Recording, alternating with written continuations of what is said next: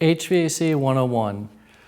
We learned about the general aspects of heating and cooling in a space, and now we're going to learn about what it takes for our mechanical engineers to design systems for the interior environment. HVAC deals with ventilation, heating, and cooling. This chart is particularly important for us because it shows that outside circumstances have an impact on what we do on the inside.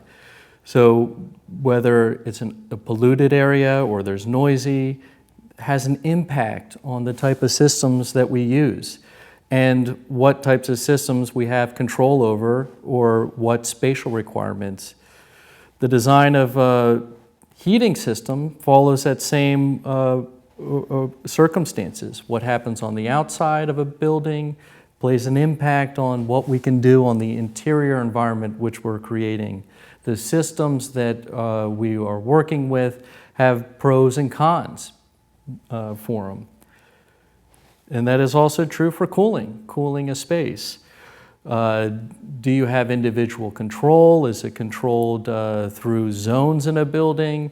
And in many cases, these are decisions that an architect has already determined for us. As an interior designer, we come into a space that in some cases we're renovating or retrofitting or adding new things in, and we need to understand what are the factors in which a mechanical engineer designs a system, where they're located, so on and so forth. Mechanical engineers, they calculate the system, they size the system depending on a number of factors. And in this diagram, it shows that what those factors are. It's not only what the use of the space is, but how many occupants are in it, how many equipment, what other electrical requirements, anything that kind of gives off heat, the mechanical engineer needs to know so that they can size the system properly. Where do those systems occur in a building? They can occur in a series of locations. They can occur in the basement of a building if this is a mid-rise. They can occur, equipment can occur on each floor, or it can take over a big chunk of a floor or at the top of a building. So in order for the mechanical systems to work, they have to have a space to do so. In order to do the refrigerant process of cooling or heating of a space, those systems for cooling and heating has ductwork with air terminals, and all these elements take up space in a building.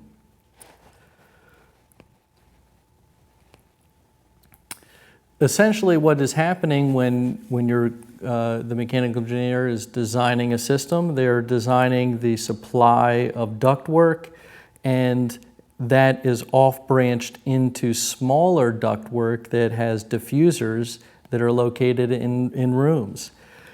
Taking a look here at locations in which these can occur, the air handling unit with the condenser, as we know, that's where the refrigerant process occurs. Cold air is exchanged, hot air is exchanged with cold air. That can occur through the wall, through a roof, and it can have ducts that are branching. And take a look at the duct systems for each of these examples. As you'll notice, the ducts where it's coming out of the source of the air handling unit is a larger duct. And then it gets much smaller as it branches down into the lower aspects of the building. In this case, the branches that branches off are consistent, but it's still large to small. And the reason for that is that to control the velocity, it is important to downsize the duct to have it consistent. So depending on where the location of the system equipment is, whether it's on the outside or the inside, it can have implications of your interior space on what room can be moved and what cannot. Taking a closer look at how this system is used, in order to heat and cool big buildings requires boilers and chillers, big equipment that has pipes and ductwork that runs through the building here. And two examples where it occurs down below and branches and connects through the various parts of the space. We can also understand this by looking at perhaps a house to kind of simplify it. The branches of the ductwork, as you can see with the system off to one side of this the house here in the corner, the branches of ducts start off large and then they branch smaller to have a controlled velocity. And you see here supply and return ducts. Supply ducts bringing fresh air, cold air, hot air, and return taking that exhaust air, bringing it back through the system. Looking a little bit closer at this axon cutaway, we can see where the ideal placements are for air terminals. Air terminals are the end point of the duct where the air comes out and is diffused into the room. Fresh air is usually, and conditioned air is usually placed at windows and openings, and the return air is usually placed up high so that it can take that warm air that has risen and bring it back to the primary system that can be treated and exhausted out and recirculated back through the building. So now let's take a look at types of mechanical systems that have implications on interior spaces. We have the through-wall PTAC unit, and this is what we had discussed. We actually use this as an example to understand the refrigerant process. A PTAC unit is a wall package unit that just plugs into the exterior of a wall, and it creates that refrigerant process, cold air coming in, hot air exhausting out. And PTAC units are good when you have an exterior wall. It doesn't require any duct work. There's pros and cons for each of these systems that we will take a look at. Rooftop units, they can be placed on the roof. Ductwork branches down and connects into your room. These are great, efficient systems.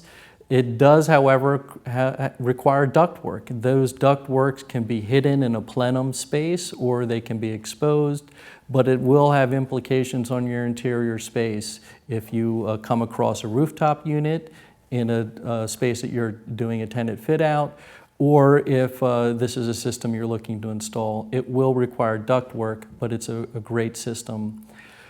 You have also a heat pump system, which not only brings in fresh air, but the heat pump will pump in hot air. So this system, much like the rooftop unit that brings in cold air, this will bring in hot air as well as cold air. It requires a little bit more room because you need to have some sort of boiler system to bring in that hot air, but is similar to the rooftop units. The fan coil units is an interesting system to use for interior designers because of the fact that it doesn't require as much ductwork, very little to none. The exchange of hot to cold air is occurring through pipes of tubes. It's a closed system that goes to an equipment room and then back, and you can pump hot or cold water into a system that will blow out cold air or hot air depending on the type of requirements in that space. And then we come across the air handling unit, which is a modular system, and this is great for apartments that you want to have control of the type of temperature in the space. It has a centralized equipment plant. It's similar to control for the first system we looked at, the split system, but this one has a central location with ducts and pipes that can be placed in various locations in a building, and you can have controllability of it. You'll probably come across the air handling unit in most cases of projects that you work on, but some of those other systems you may also come across, or you may in some cases specify. And it's good as an interior designer to know the systems and the implications of what it can do for the quality of air in the inside environment.